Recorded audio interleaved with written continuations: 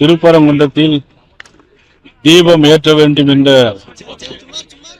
நீதிமன்ற தீர்ப்பை அவமதித்து திராவிட முன்னேற்ற கழக அரசு அதை நடைமுறைப்படுத்தவில்லை என்கின்ற மன உளைச்சலோடும் மிகுந்த வேதனையோடும் இனிமேலாவது என்னுடைய மறைவுக்கு பின்னாலாவது திராவிட முன்னேற்ற கழக அரசு திருப்பரங்குன்றத்தில் தீபத்தை ஏற்ற வேண்டும் என்கின்ற ஒரு மன உளைச்சலோடு தன்னுடைய உடலையே தீபமாக தீப்பந்தமாக எரித்த பூர்ணச்சந்திரன், அதில் அவருடைய ஆடியோவில் சொல்லப்பட்டிருப்பது, திருப்பரங்குன்றத்தில் போய் செய்வதை காட்டிலும் பெரியார் சிலை பின்னாலேயே என்னுடைய உயிரை மாய்த்துக் கொள்கிறேன் என்று மாய்த்து கொண்ட பூர்ணச்சந்திரன் இன்றைக்கு அமாவாசை. ஆனால் அந்த பூர்ணச்சந்திரன் இன்றைக்கு மறைந்திருக்கிறது. இதற்கு முழுக்க முழுக்க காரணம் திராவிட முன்னேற்ற கழக அரசு பொறுப்பேற்க வேண்டும். இனிமேலாவது திருப்பரங்குன்றத்தில் தீபம் ஏற்ற வேண்டும்.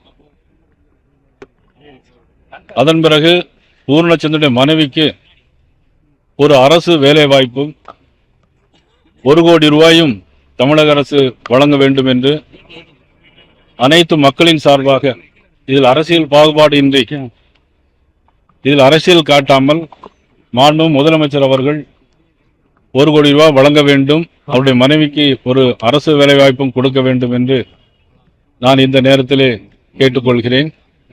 பாரதிய ஜனதா கட்சியின் சார்பாகவும் எங்களுடைய அமைப்புகள் சார்பாக, இந்து முன்னணி அமைப்புகளுடைய சார்பாகவும் அவர்களுக்கு ஒரு 10 லட்சம் ரூபாய் இன்றைக்கு காசோலை வழங்க இருக்கிறோம். அதனைத் தொடர்ந்து பல்வேறு அமைப்புகள் அவர்களுக்கு உதவி செய்ய இருக்கிறார்கள்.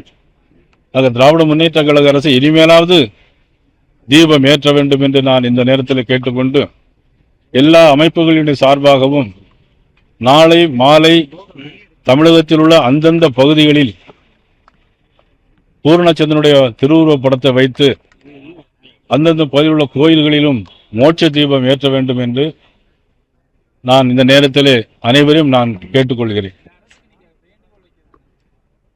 இந்த அரசுக்கு வைக்கிற வேண்டுகோள், பூர்ணச்சந்திரனுடைய மனைவிக்கு ஒரு அரசு வேலைவாய்ப்பு கொடுக்க வேண்டும். அந்த இறந்த குடும்பத்திற்கு அவர் மனைவிக்கு 1 கோடி ரூபாய் நிதி வழங்க வேண்டும் என்று நான் கேட்டுக்கொள்கிறேன். ஏன்னா கள்ளச்சாராயம் குடித்து இறந்தாலே 10 லட்சம் ரூபாய் கொடுக்கிற நம்மளுடைய அரசு, நான் அதை குறை சொல்லவில்லை, இதை செய்ய வேண்டும். 1 கோடி ரூபாய் பூர்ணச்சந்திரன் மனைவிக்கு கொடுக்க வேண்டும் என்று நான் இந்த நேரத்திலே எங்களுடைய வேண்டுகோளாக நாங்கள் வைக்கிறோம். இளைஞர்களுக்கு இல்லை, எல்லாம் சேர்ந்த அமைப்பு. இளைஞர்களுக்கு நான் வைக்கிற வேண்டுகோள், நமது மாநிலத்தில் பல்வேறு பிரச்சனைகள் வரலாம். குடும்ப பிரச்சனையாக இருக்கலாம், அல்லது பொது பிரச்சனையாக இருக்கலாம், அல்லது மதம் சார்ந்த பிரச்சனையாக கூட இருக்கலாம். ஆனால் உயிரை மாய்த்துக் கொள்வது என்பது அது ஒரு தவறான ஒரு முன்னுதாரணம். இனிமேல் யாரும் இந்த மாதிரி செயலில் ஈடுபடக்கூடாது. இளைஞர்கள் எதனால் எதிர்த்து போராட வேண்டும். நீதிமன்றத்தில் தொடர்ந்து தங்களுடைய வாதத்தை பதிவிட்டு நீதியை வெல்ல வேண்டுமே தவிர உயிரை மாய்த்துக் கொள்வது என்பது அது ஒரு நல்ல செயலாக, நல்ல முன்னுதாரணமாக நிச்சயமாக இருக்காது. பெரியார் சிலைக்கு முன்னாடி நான் தற்கொலை பண்றேன், கடவுளே இல்லைன்றவருக்கு முன்னாடி நான் தற்கொலை பண்ணிருக்கேன் அவர் நேற்று பதிவு சொல்லியிருக்காரு.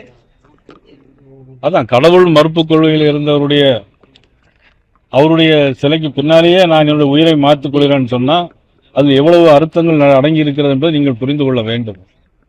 எவ்வளவு உன்னத உணர்வோடு உணர்ச்சியோடு, அதிலும் ஆடியோ பயிலாம் திமுக, இன்னும் அது அரசியல் நான் பேசக்கூடாது, திமுக குடும்பத்தை சார்ந்தவர். இதிலிருந்து முதலமைச்சர் ஒன்று தெரிந்து கொள்ள வேண்டும், இது மதம் சார்ந்த பிரச்சனை அல்ல, இது தமிழருடைய பண்பாட்டு உரிமை. காலங்காலமாக காட்டு ஏற்ற என்பது தமிழர்களுடைய பண்பாட்டு உரிமை. ஆகவே இதை இனிமேலாவது முதலமைச்சர் கவனம் செலுத்தி அவர்கள் இதனை தீபம் ஏற்றுவதற்கு அனுமதிக்க வேண்டும் என்று நான் கேட்டுக்கொள்கிறேன்.